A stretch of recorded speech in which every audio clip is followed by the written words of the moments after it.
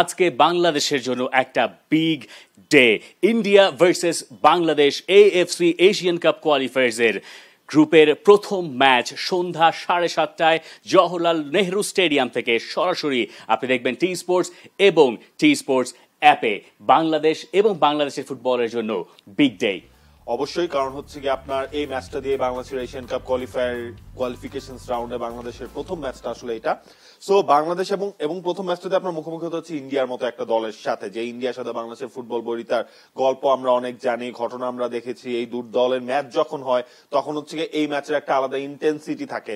যদিও বাংলাদেশ 2003 সালের পর এখন পর্যন্ত আর ইন্ডিয়াকে হারাতে পারেনি, কিন্তু আমি যদি সবশেষ 5টা ম্যাচের ফল যদি আমরা দেখি, সেখানে কিন্তু আমরা দেখতে পারবো বাংলাদেশ ম্যাচ হেরেছে ইন্ডিয়ার সাথে 2022 বিশ্বকাপ বাছাই পর্বের একটা ম্যাচ।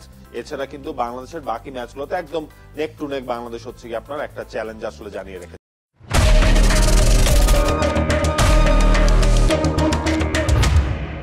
2009 সালের সাফ চ্যাম্পিয়নশিপের ওই ম্যাচটাতেও বাংলাদেশকে হারতে হয়েছিল।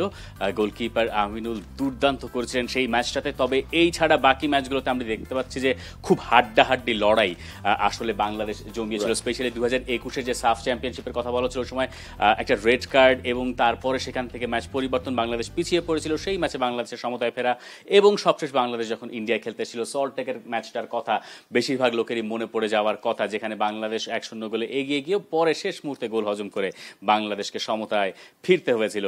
আর সবশেষ দেখা তারও আগে, যেখানে 2021 সালের জুন মাসে সেই ম্যাচটাতে সুনীল ছেত্রীর জোড়া গোল বাংলাদেশকে হারিয়ে দিয়েছিল। এই ম্যাচের আগে জামাল ভুঁইয়া এবং একই সঙ্গে সন্দেশ ঝিঙ্গান, এই দুজন ফুটবলার এসেছিলেন প্রেস কনফারেন্সে। তারা তাদের মন্তব্য জানিয়ে গেছেন, তারা নিজেরাও বেশ পাম্পড আপ এই লড়াই নিয়ে, সাউথ এশিয়ান ক্লাসিকো নিয়ে। The mentality in the group, in the team is that আমরা 3 পয়েন্ট নিতে পারি, আর যদি ড্র হয় ওকে, বাট মেন্টালিটি ইজ 3 পয়েন্ট। এটা মানে আপনি প্রত্যেক প্লেয়ারকে জিজ্ঞেস করতে পারেন, ওরা সেম অ্যান্সার দিবে। Them being our neighbors, one thing we can expect is a lot of high intensity, a lot of passion, high adrenaline. So that's one thing which from experience I can say, and let's see tomorrow how the game turns out to be. Like the boss said, it's going to be a good game, bad game, but we are focused on getting our result, and then we go ahead and look forward. আলোচনা বাংলাদেশের 11টা আসলে কেমন হবে। দেখেন, বাংলাদেশের 11 নিয়ে হাভিয়ার কাবরেরার হাতে বেশ কিছু অপশন আসলে রয়েছে। সেই অপশনগুলোর হিসেবটা যদি আমরা করি, বা লাস্ট দিন যে প্র্যাকটিস সেশন হলো তার পরপর যতটুকু আজ করা যাচ্ছে, মিতুল মার্মা তিনি তো গোলকিপিং পজিশনে থাকছেন। দেখুন, আগের দিন পর্যন্ত হচ্ছে গিয়ে শাকিল আহাদ তপুকে রাইট ব্যাক পজিশনে হচ্ছে বাজিয়ে দেখা হয়েছিল। সেই জায়গায় সেই অপশনটা হাভিয়ার কাবরেরা খুঁজে বের করার ট্রাই করছিলেন। তবে শেষ পর্যন্ত মনে হয় সাদউদ্দিনই রাইট ব্যাক হিসেবে খেলবেন, এবং লেফট ব্যাকে ইসা ফয়সাল তিনি তো আসলে আছেন। গেল সাফে আমরা দেখলাম ইসার কাছ থেকে দুর্দান্ত একটা পারফরমেন্স ছিল। তপু বর্মন এবং তারিক কাজী, তার দুজন সেন্টার ব্যাক পার্টনার। এই হচ্ছে আপনার পেছনের দিকের 5 জনের হচ্ছে গিয়ে অবস্থা। আর আমরা যদি মিডফিল্ডের দিকে আসি, এক জায়গায় হামজা চৌধুরী তো থাকছেনই, মিডফিল্ডে জামাল ভুঁইয়া, মোহাম্মদ হৃদয়, এরকম ভাবে ধারণা করা হচ্ছে যে এই 11টা বাংলাদেশ মাঠে নামাতে পারে। এবং আমরা যদি ফ্রন্ট লাইনের দিকে যাই, শাহরিয়ার ইমনের যদি ইনক্লুড করা হয় তাকে, এক পাশে রাকিব এবং অন্য পাশে ইব্রাহিমের যে এক্সপেরিয়েন্স, এইটা বাংলাদেশকে হেল্প করতে পারে। এবং আবাহনীর হয়ে এই মৌসুমে ইমন এবং ইব্রাহিম একসঙ্গে খেলেছেন, সেখানে একটা জোর আছে তাদের।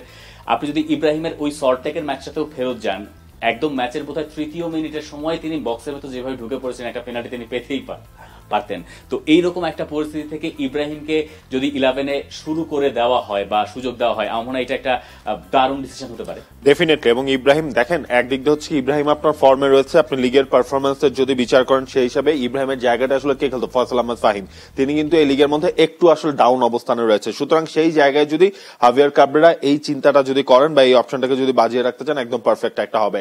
আর আপনি শাহরিয়ার ইমনকে দিয়ে যদি স্টার্ট করানো হয় অ্যাজ এ নাম্বার 9, পরে কিন্তু আপনার হাতে আলামিন আছে। আলামিন কিন্তু লাস্ট 20, 25, 30 মিনিটসের জন্য একদম তার ফুল রিদম দিয়ে ওই ফুল পেসটা আসলে সে দিতে পারবে। সুতরাং এই স্কোয়াডটা হলেও আমার মনে হয় না খুব একটা খারাপ হবে, এবং এটা নিয়ে মনে হয় প্রশ্ন তোলারও সুযোগ আসলে কম থাকবে, কারণ আপনার হামজা থাকছে, জামাল থাকছে, হৃদয় থাকছে মিডফিল্ডে মোটামুটি একটা ব্যালেন্স থাকছে। একদিকে আপনার এক্সপেরিয়েন্সটাও কাউন্ট করা হচ্ছে, তো সব মিলিয়ে আমার মনে হয় এটা বাংলাদেশের সোফার এটা বেশ ভালো সলিউশন হতে পারে ইন্ডিয়া ম্যাচের জন্য। শাহরিয়ার ইমন যে কাজগুলো করতে পারবেন সেটা হচ্ছে যে তার যেহেতু হাইটটা ভালো এবং তিনি যেহেতু ফিজিক্যালিও আপনার একটু স্ট্রং, আগে খেলেছেন, তার ওখানে খানিকটা এক্সপেরিয়েন্সের দিক থেকে তিনি খানিকটা এগিয়ে থাকবেন, এইটা তার জন্য একটা প্লাস পয়েন্ট।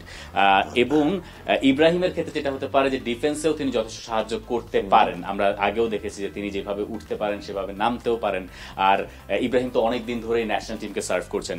শাহরিয়ার ইমনকে যদি শুরু করানো হয়, সেটাতে হয়তো তাদের মানে ইন্ডিয়া যে ডিফেন্ডাররা রয়েছেন সেন্টার ব্যাক সন্দেশ জিঙ্গার বা রাহুল বেকে, তাদেরকে চাপে রাখার একটা সুযোগ শাহরিয়ার ইমন হয়তো শুরু থেকেই পাচ্ছেন। কিন্তু খেলাটা আসলে দিন শেষে বাংলাদেশের মিডফিল্ড বোধ হয়। For more updates, subscribe to our YouTube channel and click on the bell icon. Follow us on Facebook and Instagram. Download T-Sports app to enjoy exciting games and highlights. Visit tsports.com.